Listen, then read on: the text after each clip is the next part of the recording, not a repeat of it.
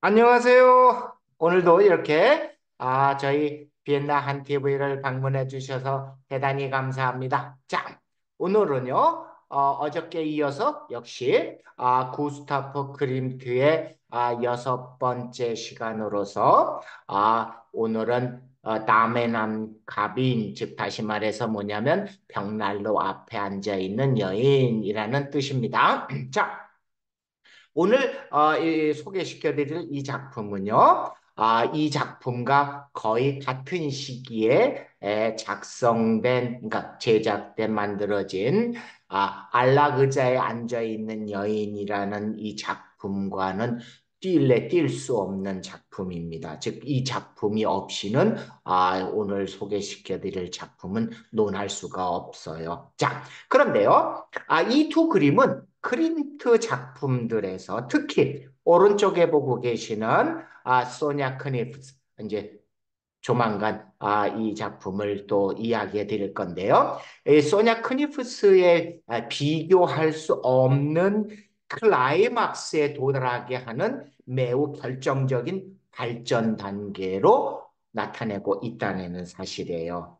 자, 여기서 이 클라이맥스 이것은 뭐냐면 이 설명 후에 나옵니다. 자, 그래서 전반적으로 이 크림트는 다양한 테스트를 한 작품들에 비해 단색 색상 캠퍼스의 아주 미세한 그라데이션을 연구한 크림트가 이 초상화의 모델 구성을 아주 매우 중요시 여기고 그리고 얼마나 신중하게 준비했는가에 대한 단서를 우리는 이 작품을 통해서 우리는 알 수가 있습니다. 자, 그 다음에요.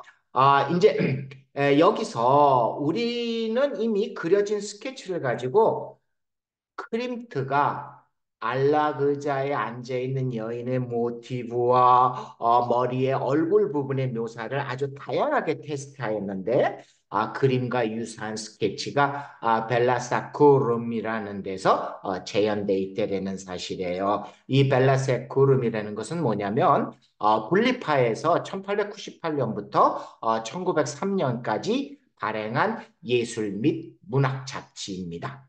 자, 그 다음에는요. 이 회화적인 스타일로다가 볼 때, 분명히 페르난드 크노프의 영향을 받았다는 것은 뭐 기정사실입니다. 그러나 표현 자체의 구성과 형태는 지금 보고 계시는 제임스 에버트 맥닐 휘슬리의 예술가의 어머니 초상화로 올라갈 그러니까 영향을 받았을 가능성이 굉장히 높다라고 보고 있습니다. 자, 여기서 구스타프 크림트는 모더니즘과 벨기에 상징주의 예술 등의 영향을 받으면서도 그라데이션을 아주 능숙하게 실행하면서 자신만의 예술 세계를 발전시키도록 시도를 하였다는 점이에요. 자, 이 그림트 작품에서 1894년경에 제작된 비엔나 사회의 어떤 전형적인 젊은 여성의 초상화, 즉 제가 지난 시간에 프라운빌드 여인의 초상화 편에서 설명드렸던 그 작품인데요.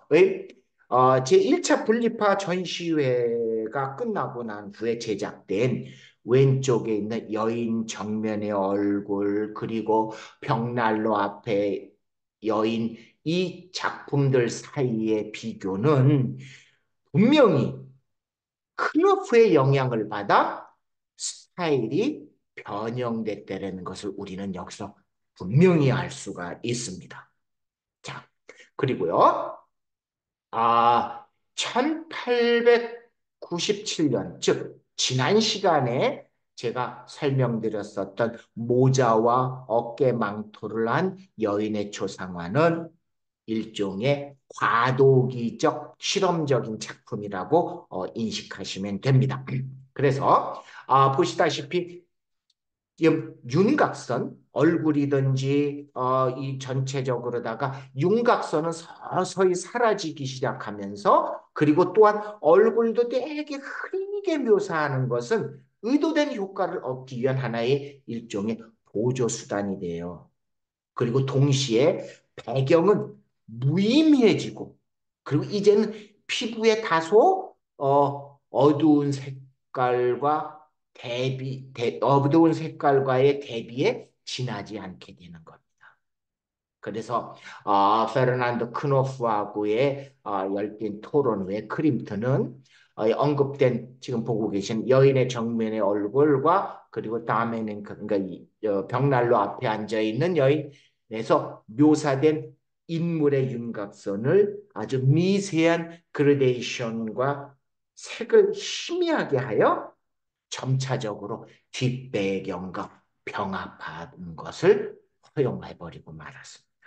그래서 우리는 크림트가 크노프의 초상화 묘사에 가능하게 접근하기 위해 거의 동시에 파스텔 기법으로 작업을 하고 그리고 컬러 크레용을 실험적으로 사용한 것은 결코 우연이 아니었다는 것을 우리는 이 작품을 통해서 알 수가 있습니다.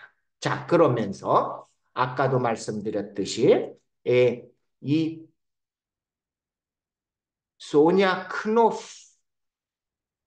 비교할 수 없는 클라이맥스에 도달했다는 것은 바로 이제 상징주, 크노프의 영향을 받은 상징주의에 이렇게 흐릿하게 묘사하는 부분은 여기서 끝이 낸다라는 소리입니다. 그래서 다음에 제가 소개해드릴 소냐 크니프스에서는 바로 이와 같은 현상이 아주 많이 축소돼서 묘사되고 있다는 것을 알 수가 있습니다.